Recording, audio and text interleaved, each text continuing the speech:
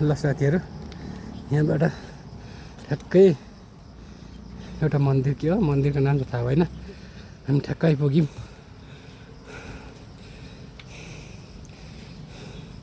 देख्न सकिन्छ हे भगवान्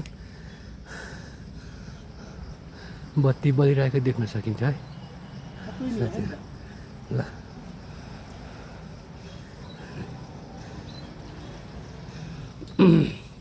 ल साथीहरू एकदम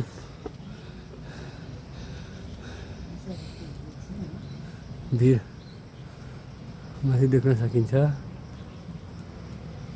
ल यहाँ जय शक्ति ल ल साथीहरू भगवान्लाई दर्शन गर्नु होला ल